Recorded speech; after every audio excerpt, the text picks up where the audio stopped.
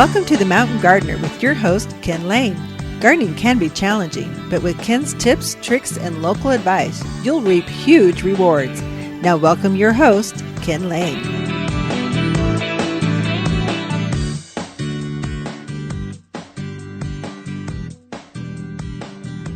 And welcome to this week's edition of The Mountain Gardener, your host, Ken Lane, here every week talking about the landscapes of northern Arizona.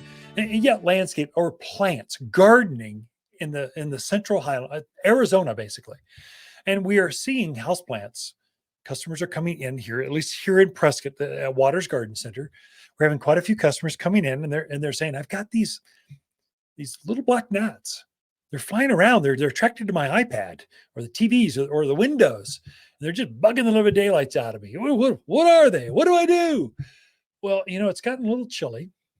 And your houseplants, you might have had them outdoors on the patio, on the deck, on the porch, and you've brought them indoors for winter, or you've just had them indoors to protect them from the cold. Well, there's a little bug called a fungus gnat that is also trying to stay warm. They live in the soil, so they've been outdoors in your containers, in your gardens, in your pots out there, whether it's a houseplant or let's say dahlias or petunias. They've been outdoors and they prefer outdoors, but it's been cold. And so now they're coming indoors, and they're so tiny, they can get into any crevice, any kind of, even a fraction of an opening at a door or a window. They're coming indoors because it's warm. And then they're going, "Okay, I made it. I'm on the cruise ship. I'm inside, just in this tropical environment. I'm going to enjoy this indoor warm environment. Where do I want to camp out?" And so what they do is they start heading to your gardens indoors, your houseplants. And so they live in the soil. So they'll fly in, find a houseplant, kind of nest inside there. And it's a fly. So the larva stage is actually a maggot. It's a little white worm that lives and eats the roots of your plant. So the maggot form, it'll live like that for several months. And then the adult stage comes up for just one thing. It only lives for a few days, and it's only up for one reason: lay more eggs around that plant, or to spread to other house plants. So fungus gnats are rather insidious. They're hard to deal with, and if you do a search online how to deal with fungus gnats, you will be dumbfounded. Well, what to do? You won't have a clue what to do. It's so confusing, and all the advice is wrong. It's just wives' tales, or, oh my gosh, I just scratch my head going, how you're confusing gardeners. Why are you doing that to them? Let me help you. You'll see, replace the soil, dig the plant out. It's crazy. Flush with water. None of that works. There's one thing that's going to work. Two things, maybe three things. Okay, let me go into details. So it's a maggot that's living in the soil. We need to break the cycle. You need to kill the maggots. You need to kill the larva stage, the worm stage of fungus gnats that are living in the soil. They tend to congregate. They're very social. They like to hang out together. And so they'll be in one plant, typically in the living room or in that bedroom or in your dining, wherever it is. And so they'll be congregated. And then when they get too many of them, they'll kind of go, "Okay, well, let's go over there." And they'll pick another plant somewhere in that room and kind of spread. So they can actually infect all the house, all the plants in your yard, in your house, and if you're not careful, they can spread and just infect everything. So you kind of want to get on this. Kind of important. One thing you can do that's quick and easy, they make a fungus gnat trap. It's a little tiny square. Maybe it's the size of a postcard. It's got yellow. Typically it's yellow. It's got sticky on it. You put it on like a popsicle stick. You put that on there, and then kind of put it down there and put it in the back side of that plant. And as they come up, fungus gnats are attracted to bright lights or bright things. And that's why they're attracted to your iPads. You go, "Oh, there's a light. I wonder if that's something." But if they come up out of the ground, they're looking to find a mate, and they're going to get stuck to that yellow sticky paper. Go, "Oh, I know I have problems there." What it does is it gets them stuck to that paper right away, so they can't lay more eggs. At least we're trying to break the cycle. We still have another hundreds of larvae, the worms down in the soil. So we got to keep, that's kind of a maintenance thing. To permanently kill them, to get them out of there, we have a product here at the Garden Center called systemic granules. It's a granule, it looks like fertilizer. Basically, you spread it on top of the ground, you water it in, and as it releases and goes through the soil, it vaporizes, kills off all of the maggots. It's good for the houseplants too, because the plants will actually absorb some of the systemic granules, and it prevents mealybugs and aphids and whiteflies, some other things that can get on the top growth. But it really goes to the soil layers where they're eating the roots and obliterates them, just gets rid of them. One application should do it for the year, for the season. So again, it's a good, easy way to get rid of. You don't have to replace any soil. Just sprinkle the granules on the soil, water it in, gets rid of them.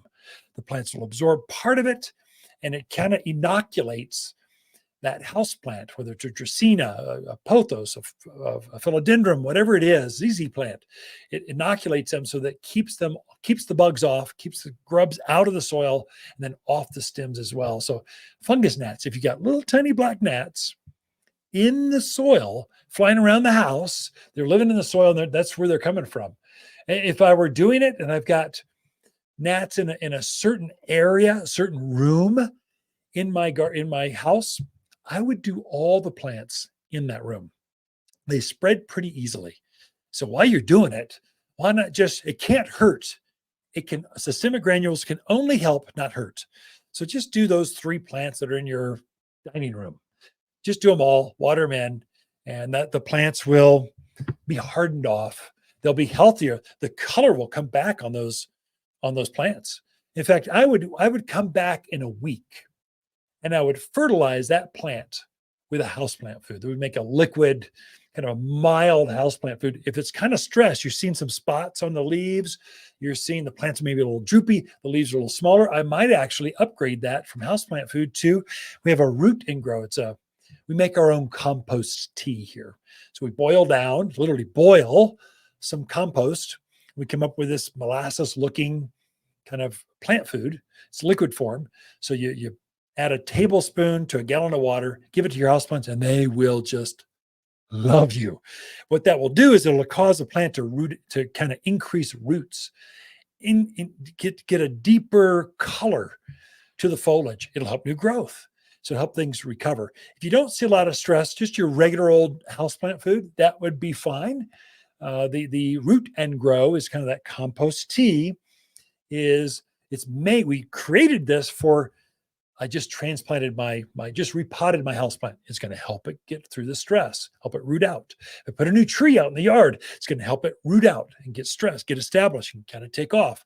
We really made it for transplant shock, but that root and grow, it's the best houseplant food you ever find.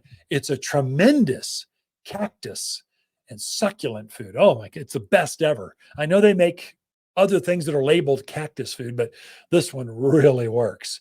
But those 2 things, systemic granules to get rid of the problem, then wait a few days, let it do its work, then come maybe the next time you're going to water that plant in 10, 14 days, then add that houseplant food or root and grow, and you will recover. Your fungus problems will be gone, and then your houseplants will be so happy. You'll probably find some of your blooming plants, your African violets, your lipstick plant, goldfish plants, they might even start blooming, because that pressure, when their roots are being eaten, they don't like that.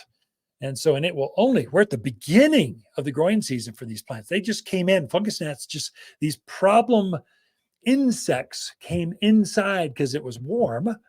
And so it's just going to get worse as we go further in. We're not even at winter yet. So as we get into winter, it can get out of hand if you're not careful. So fungus gnats, little tiny gnats, they live in a maggot stage. Their larva stage is a maggot in the soil. They physically eat the roots of your plants. That's their sustainability. And then they come up to do one thing, spread and lay more eggs and keep that thing going. And you don't want any of that in your house. Okay, we got a lot in store for you. I got Lisa Watersling coming in with your garden questions. I sense there's a lot going on here. But first, we're going to take a break. pay a few bills. Be right back after this. Grow extraordinary succulents and cactus indoors. Water succulents are easy with lots of shapes, sizes, and colors. Whether you're looking for a small cactus for an office desk or a huge statement succulent in your living room, we have the perfect plant. So what are you waiting for? Visit Watters Garden Center in Prescott today or wattersgardencenter.com to find the perfect succulent for your home and office.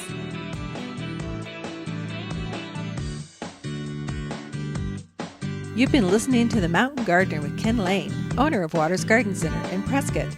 Join him every week for timely garden advice right for the gardens. Visit Ken where he can be found throughout the week at Watters Garden Center in Prescott.